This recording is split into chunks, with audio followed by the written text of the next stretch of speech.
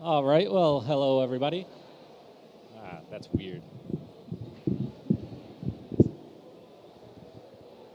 So, whether you realize it or not, Brooke actually gave me the perfect introduction for this talk, right? He wants you to find big projects that you can do, big projects, ways that you can help. So I'm here to talk about that. I'm here to talk about e-Nable and how you can be an arms dealer, okay? So I'm just a volunteer with e-Nable. How many of you are familiar with e-Nable? Yeah. What does e-Nable do? Makes prosthetics. For who? People who need prosthetics. Anybody, right? Now, one of the things that Brooke was talking about was how many of you have made prosthetics, right? How many of you have made them? How many of you know people that are regularly using them still? Yep, they kind of abandoned them, right?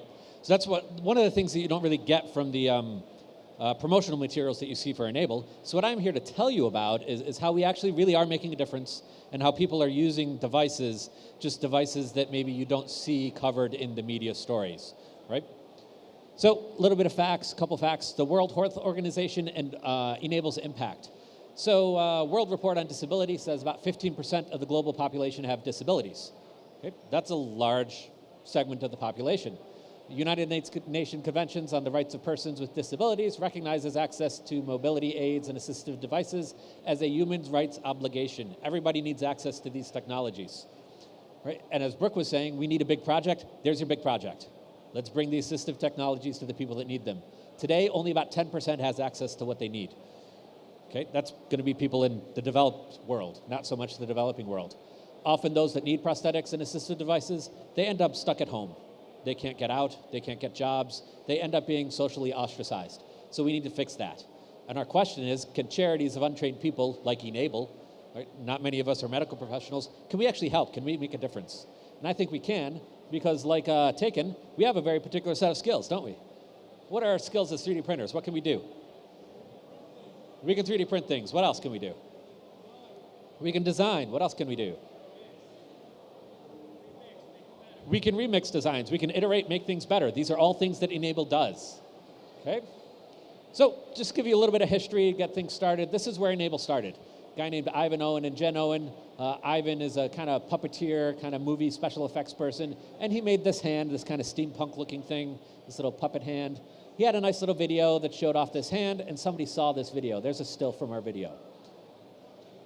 Okay, this guy that saw this video up in that top left picture, a guy named Richard Van Az, he actually lost his finger in a carpentry accident in South Africa. He contacted Ivan Owen, because he saw this video of this steampunk hand on YouTube. He said, I think I can use that, and I can make myself a prosthetic. So they started working together to make him a prosthetic. Along comes this other boy, this little boy that you see in the cowboy hat named Liam, and Richard and Ivan posted about what they had done, and Liam's mother contacted them and said, can you make my son a prosthetic? So they collaborated, and Ivan designed the first 3D printable prosthetic device. So there's Liam with the prosthetic device. Rather than try to make money off of this, right? I like to think Ivan is a lot like Brooke. He doesn't want to make money. He just released it open source. So anybody could download these plans and release them and print them. We've got in the bottom there Jen Owen. Jen Owen started a website that tells the stories of all the kids that are getting these hands. And then over in the bottom right is John Scholl, who kind of started a Google group to link up people that need hands with the people that can make them. So he was trying to link the people with the printers, all of you, with the people that need the hands, who are not here right now. Okay? So that's what e-Nable is. We're all over the world, so we have this global impact, this global reach. If you want people to work with, join the e-Nable group. There's about 15,000 of us all over the place. There's enablers here right now. I see 2 that I know of. There's a couple more floating around out there. We're everywhere, and we're trying to make prosthetics for people that need them. Engineers, professors, students, artists, anybody you can imagine really can be an enabler. Okay? You can make hands, you can make devices, make a difference. So how? What does e-Nable actually do? Now at one point when I first designed this, what does e-Nable do? I had the acronym BICKERS. I thought that might not be the best thing to say, right? Though it does reveal a little bit of truth about e-Nable community, working with others, right? Do we work well together, usually? How many of you work well with others? Yeah, some of you, maybe not so much, some bickering. So what does e-Nable do? What we're most known for, I think, is the superhero hands. This is what you see all the stories about. Kid gets a Star Wars hand. That's how I got involved. Student wanted to make a Star Wars hand. She came up to me and said, I want to make a Star Wars hand. Okay, let's buy you a printer, because I like Star Wars. If she would have said Star Trek, absolutely not. How many Trekkies? How many prefer Star Wars? Yeah, Star Wars is better. Okay. So we make these superhero hands. These are the ones that get coverage, but they're not really used, right? The benefits of the superhero hands are more psychosocial. Kid is very excited to show off their hand. Look at me, I'm cool, I'm Iron Man, I'm Captain America, I'm Black Panther. Yeah? They like that, but it's not super functional, right? So how can we make more of an impact? Well, we're net-based digital humanitarians, so we all communicate through Facebook, through Google+. I've never met most of the people that I work with through e-Nable. What do? We iterate to improve designs. So we take those superhero designs and we make them better.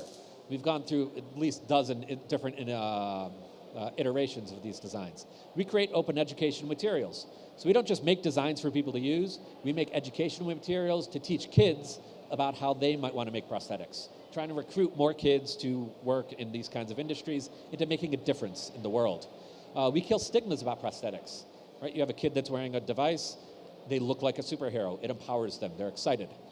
We educate the public on assistive technologies, that's what I'm trying to do right here, and we release everything pretty much as open source designs. So anybody can take it, anybody can tweak it, do whatever you want with it, right? And we also do some specialized printed devices. I'll show you a couple of examples. So that's what we've done in my lab. These are all sorts of different designs. Everyone's meeting a very specific different kind of need. Some are e-Nable designs, some are things that I've made myself. Just a wide variety. Use a wide variety of printers. See, I have a printer bot sticker in there, but Brooke is gone, darn it. If you want to come over to our table, we have about a dozen different designs that we can show you how they all work and how they operate. And why are we doing this? And why do we have all these different designs? A little bit of biology. Something called the cortical homunculus. Anybody heard of this? Yeah? So this is crazy. This is a crazy representation of the human body and kind of the motor model and the sensory model. What's got the most motors and the most sensors in the human body based on those little models? It's based on size. What is the largest thing in that picture? The hands. Right? I blurred out some things for the children, right? But they're not that large either. So the hands. The hands are very complicated. It's very hard to build a prosthetic device, build a prosthetic hand, mimic all that function. We're not going to do that. That's beyond our means, right? That's $1 million prosthetic devices. But $1 million prosthetic device, is that going to make a difference in the developing world? Not so much. They're not going to be buying these tools. So we need to make lots of different designs, lots of simple designs.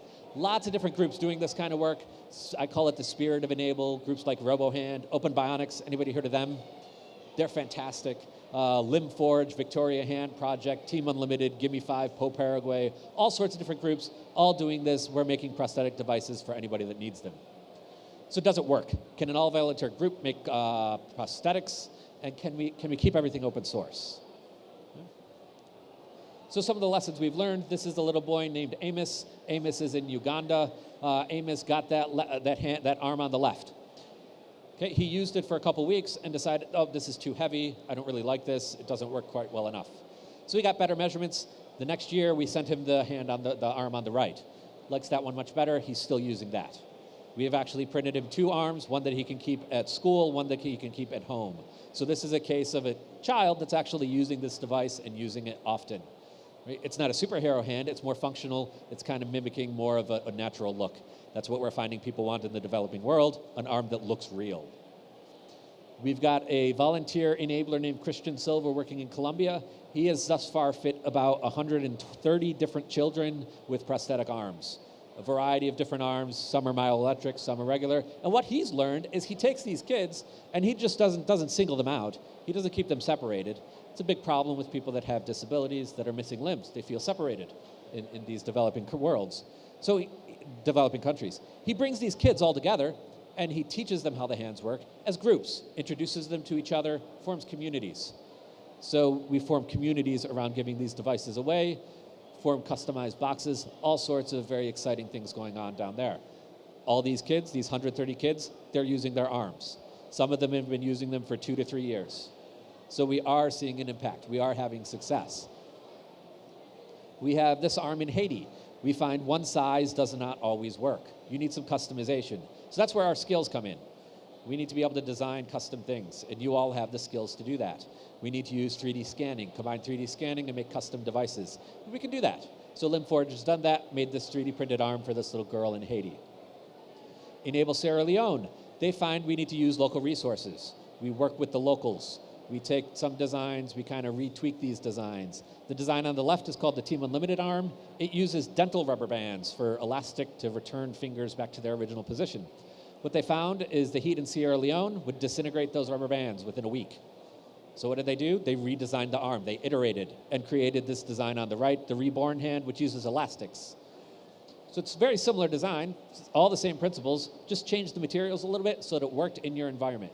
Because of 3D printing, we could do that. We could rapidly iterate. This is great, great use of this resource. Enabling Pakistan. So we have this design called a split hook on the left, very popular prosthetic, very functional. And what some designers have done, they've taken that principle and they put it into a 3D printed version, something called the gripper thumb. You can come see those at our e-Nable table. This creates the same kind of functionality as a prosthetic hook, but it looks more natural, looks more like a hand.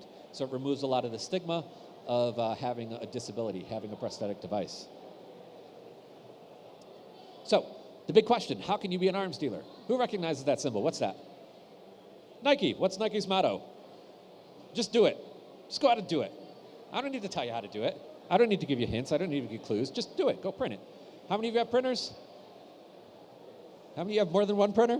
Yeah, you've got dozens of printers. You can just print these things. Print them, send them in. We'll find a place where you can use them. So what are some steps you can follow? Yep, let's give you a cheat sheet. Join. You can join our e-Nable Facebook. You can join our e-Nable Google+, and you can start working with people. Start printing designs. Actually, that's my Thingiverse collection. I've collected all the designs that we have over on our table into a nice little Thingiverse collection. Just go there. Find one, pick one, print it. Then submit this approval. That'll get you approved. One of our experienced makers will take a look at your hand, make sure you strung it upright. You'd be amazed at how some people put together these hands. They put pinkies where thumbs go. It's a horror story. Okay, but we'll give you approval, then we can start matching you with people that can actually use these devices. Can't find someone local to help? We can create new test designs. That's how this came along. This is a new design called the Kwawu arm. Looks very realistic, much more realistic than all of our previous designs. Works with the same principles, and this was a guy that had nobody local to help, so he started using his CAD skills, which are significant, to create this. We got a fully functional 3D prosthetic arm. Looks very realistic, becoming very popular and very well used in Honduras. Reach out to local medical professionals. See if they'll help you assess their devices. Help with e-Nable requests from Facebook and Google+ groups. People occasionally need hands to perform handathons, to put together a whole bunch of hands. Use e-Nable hands to teach kids. After all, children, they're our future. Right? Whitney Houston. Okay. Teach people what you can do. So what can e-Nable be? What do we have? We have a global wide reach. We're all over the place. Yep. We have feet on the ground, and we have a huge network of passionate 3D printers. Students, teachers, everybody that wants to print these things. What do we need? We need medical professionals. Any medical professionals? Come talk to me. Okay. We need designers. If you can create parametric designs, create things that'll scale well, create things more like this, yeah, we can use that. Engineers that understand biomechanics. Printers and scanners to deploy to high schools, places where we can get these printers out, get these devices where they're needed. e-Nable in the future, what are some of the things we're working on? Some customized devices, okay? e-Nable hands don't work for everybody. I gotta put down the mic for a second, and I gotta scream, so you gotta listen.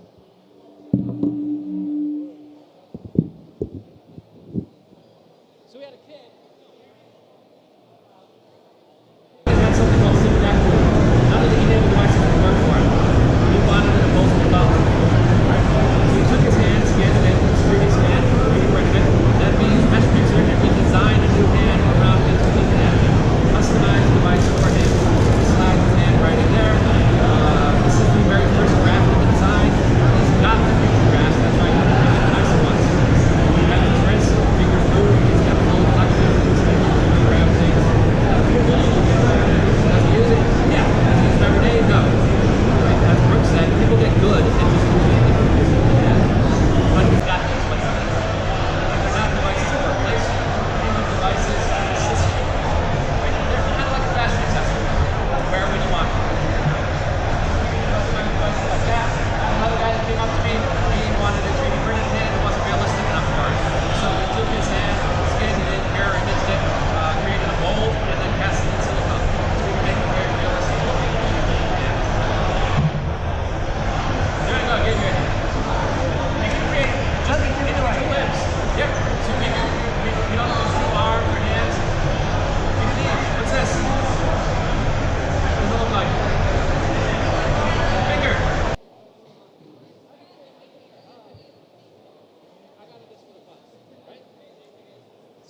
We can do fingers.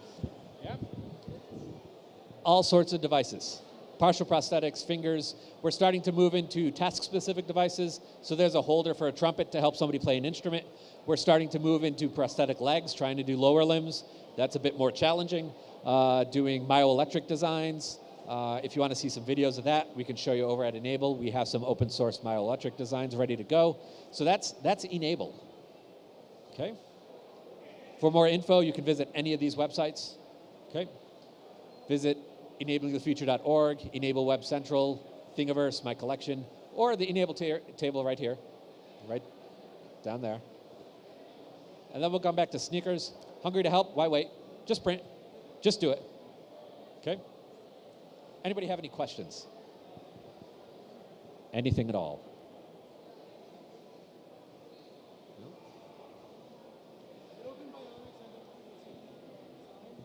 Open Bionics has not released their design yet, not as open source. So it's actually clinically tested, it's clinically validated so people can get it through health insurance. It's their hero arm. They do plan to release it, but they're getting all of that sorted out first, getting their release out.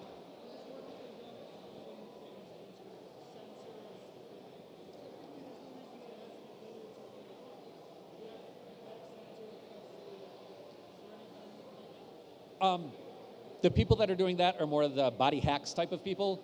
e-Nable, not e-Nable, Open Bionics isn't really working on that. They're just trying to get multiple poses from, reliable poses from a myoelectric signal. I think their next step is to integrate some haptic feedback into it so that you get some vibrating, some actual sensory touch to tell when you're actually doing things, holding things, but nothing else. Once they release it open source though, then hack it away. Add whatever you want, yeah. If you haven't seen it yet, look up the hero arm. It's very cool, very good design. Anything else? Anything you want to know? If I don't know the answer, I'll make it up. Yeah.